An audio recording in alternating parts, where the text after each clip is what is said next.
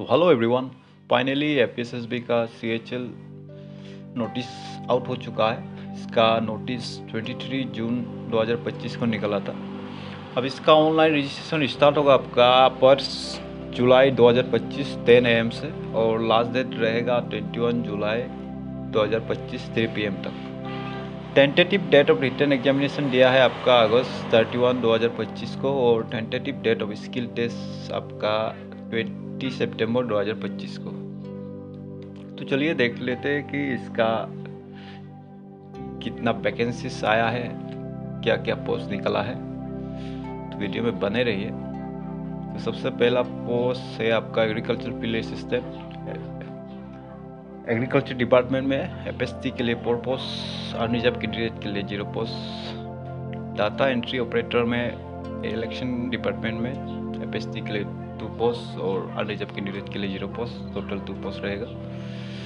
Fishery demonstrator में आपका fisheries department में एफएसटी के लिए 11 पोस्ट और अनरिजर्व कैंडिडेट के लिए 2 पोस्ट।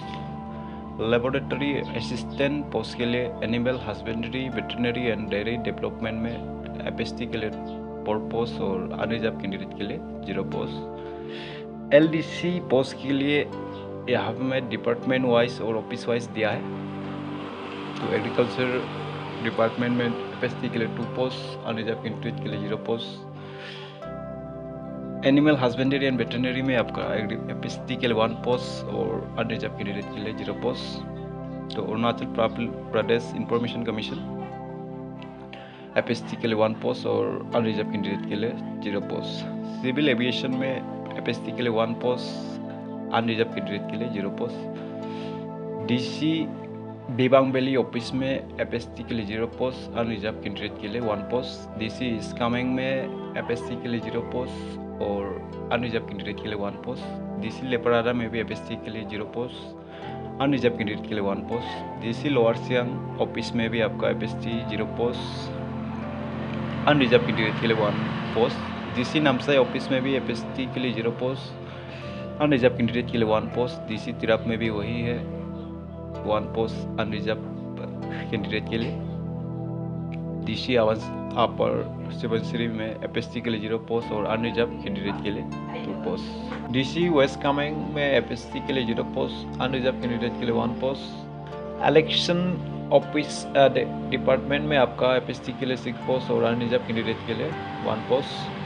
हाइड्रो पावर डिपार्टमेंट में एफएसटी के लिए 1 पोस्ट और अनरिजर्व कैंडिडेट के लिए 0 post. Labour and employment department में एफएसटी के लिए 1 पोस्ट और अनरिजर्व कैंडिडेट के लिए 0 post.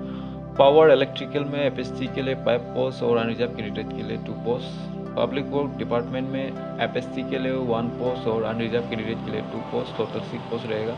Registrar of cooperative societies में एफएसटी के लिए 1 पोस्ट और अनरिजर्व कैंडिडेट के लिए 0 पोस्ट।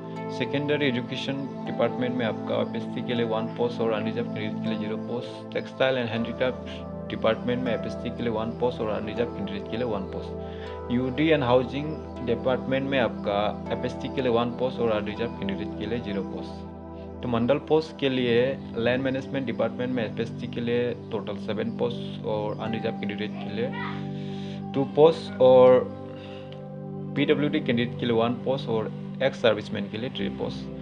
सैनिटरी इंस्पेक्टर पोस्ट के लिए अर्बन डेवलपमेंट डिपार्टमेंट में एफएसटी के लिए 1 पोस्ट और अनरिजर्व कैंडिडेट के लिए 0 post. Urban programmer inspector post के लिए अर्बन डेवलपमेंट डिपार्टमेंट में एफएसटी के लिए 1 पोस्ट और अनरिजर्व कैंडिडेट के लिए 0 पोस्ट। तो इसका टोटल पोस्ट एफएसटी के लिए 57 पोस्ट है और अनरिजर्व कैंडिडेट के लिए 19, टोटल 17 पोस्ट रहेगा। पीडब्ल्यूडी कैंडिडेट के लिए 1 पोस्ट और एक्स सर्विसमैन के लिए 3 पोस्ट। अब इसका एजुकेशन क्वालिफिकेशन अब एपीएसएसबी के ऑफिशियल वेबसाइट पे जाके विजिट कर सकता है, चेकआउट कर सकता है। तो इसको देखने से हम लोग वीडियो काफ़ी लंबा हो जाएगा, तो जो मेन इंपॉर्टेंट चीज़ें हैं उसको देख लेते हैं हम लोग। अब इसका एग्जामिनेशन फीस होगा 150 एफएसटी कैंडिडेट के लिए और 200 for general candidate. Eligibility criteria आप पढ़ सकते हैं एपीएसएसबी के ऑफिशियल वेबसाइट पे जाके। अब स्कीम ऑफ एग्जामिनेशन 2 स्टेज होगा। फर्स्ट स्टेज आपका रिटर्न होगा और सेकेंड स्टेज में आपका डाटा एंट्री ऑपरेटर के लिए और एलडीसी के लिए सेकेंड स्टेज होगा। अब ये इसका मल्टीपल चॉइस क्वेश्चन होगा 200 मार्क के लिए, 2 आवर्स का टाइम्स रहेगा। 4 सब्जेक्ट रहेगा इसका। जनरल अवेयरनेस में 50 marks, general intelligence and reasoning ability में 50 मार्क्स और अरिथमेटिकल एंड न्यूमेरिकल एबिलिटी में 50 marks. Test of English language and comprehension में आपका 50 मार्क्स, तो टोटल 200 मार्क रहेगा। अब इसका सिलेबस भी दिया है, आप इसका ऑफिशियल APSSB की ऑफिशियल वेबसाइट पे जाके इसका सिलेबस को चेकआउट कर सकता है। अब इसको अप्लाई करने के लिए आपको अपना सिग्नेचर को ब्लैक पेन से साइन करके 10 या 50 KB के अंदर JPG फॉर्मेट में अपलोड करना है और लेटेस्ट पासपोर्ट साइज फ़ोटो 50 या 100 KB से ज़्यादा नहीं होना है और JPG फॉर्मेट में होना है। अब नीचे एस रिलेक्शन के लिए FSC कैंडिडेट के लिए अप टू 5 इयर्स तक दिया है और PWD कैंडिडेट के लिए 15 इयर्स और एक्स सर्विसमैन के लिए 3 इयर्स तक दिया है। अब सेंटर्स ऑफ एग्जामिनेशन आप अपने लोकेशन के अकॉर्डिंग यहाँ से सिलेक्ट कर सकता है। यहाँ में बहुत सारे सेंटर्स दिया है, ये आप अपना लोकेशन के मुताबिक सिलेक्ट कर सकता है।